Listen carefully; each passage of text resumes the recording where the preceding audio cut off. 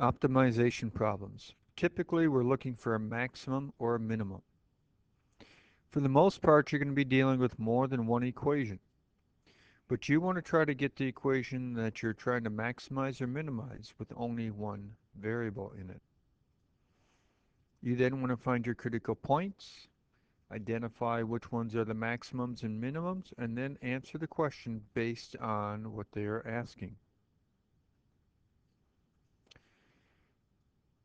So, we'll look at this problem here. We have 200 feet of fence to be constructed on three sides of a rectangular pen, with the fourth side being a wall. We want to maximize the area. Well, if we look at this and draw ourselves a diagram, we'd have what we have over here.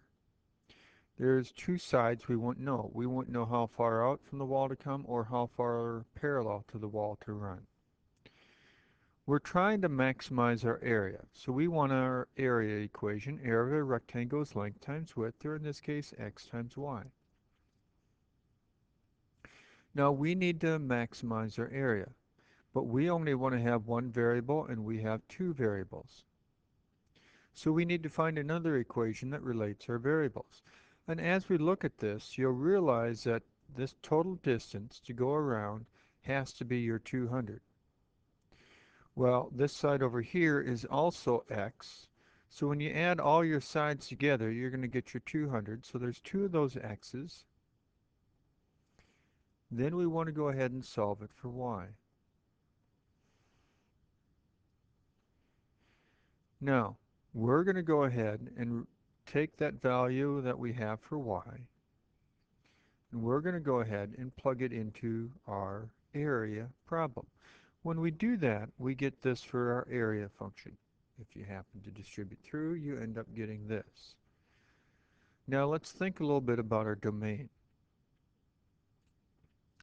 We know we can't have negatives, so one endpoint's going to be 0.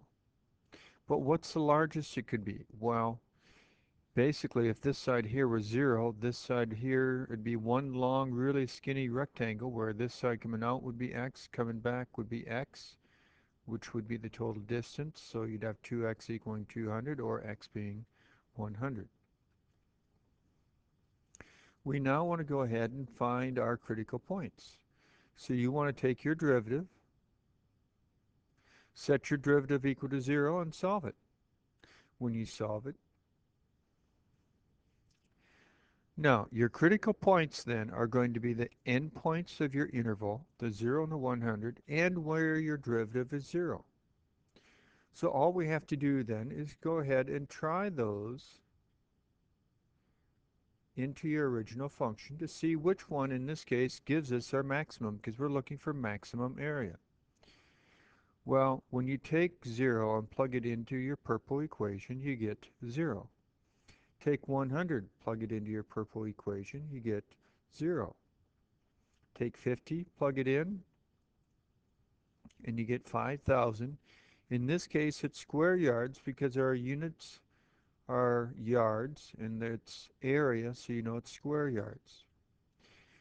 Now, they're not looking for the maximum area. They're looking for the dimensions that will give you the maximum area. So your x was 50, so x is going to be 50 yards. Well, if x is 50, you could easily figure out y by plugging 50 in here. You get 200 minus 2 times 50, or you would end up getting 100.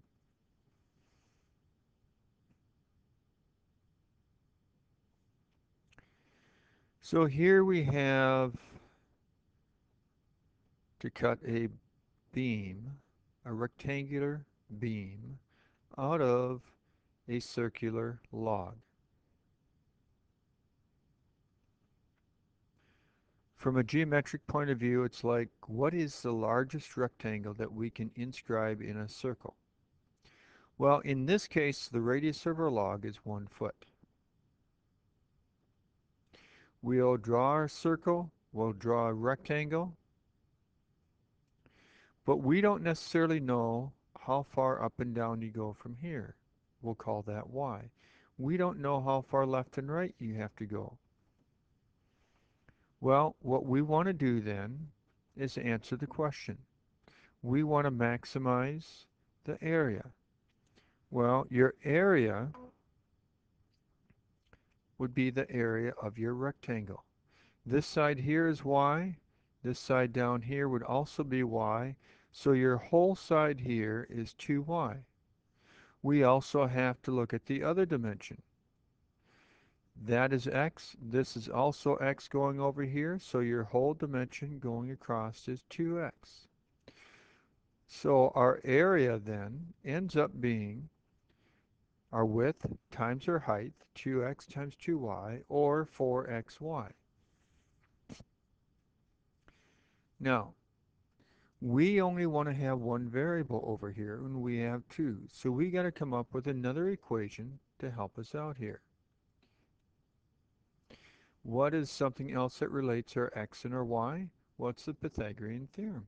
X squared plus y squared equals 1. You then need to go ahead and solve it either for x or for y to be able to plug it in. In this case, we're going to go ahead and solve it for y. Take your x squared to the other side, take your square root. Knowing that we can only have a positive length here, we're only dealing with the positive root. We go over here and replace y with what it is, and we get our area equation with only one variable. Now we also need to be aware of our domain. Here it says our domain goes from 0 to 1. Well, domain is for our x's here. What's the shortest this could be? Well, if it was 0, you wouldn't have a rectangle. What's the farthest you could go over? Well, you could go over to the edge of the log, which would be 1. So your domain is between 0 and 1. We now need to go ahead and take our derivative. Since we are multiplying variables together, we'd have to use our product rule. We'd also have a chain rule showing up within our product rule.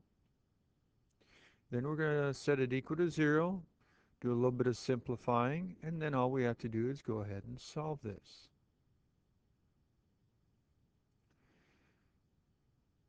Now we have a fraction equal to a fraction. Multiply both sides by your denominator. Basically, we're cross multiplying this times this times this.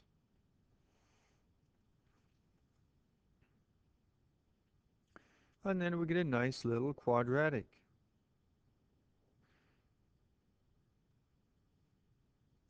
And we end up getting root 2 over 2. So our critical points will be the root 2 over 2 along with our endpoints. You then want to go ahead, check your critical points into your original area equation to see which one gives you a maximum, because here we're looking for a maximum is what our problem said we were doing. Maximum rectangular area.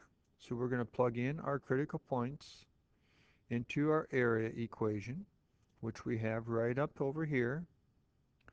So we're going to plug in 0 here, plug in 1 here, plug in our root 2 over 2 there.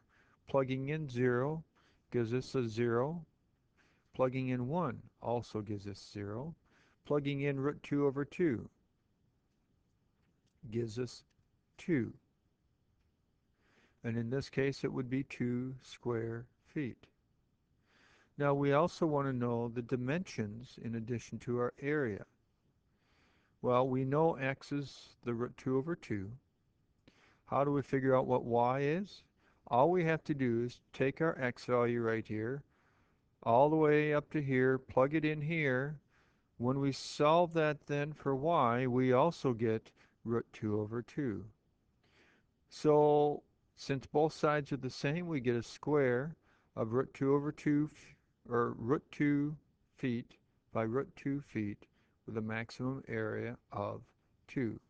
You might be wondering, why is it not root 2 over 2?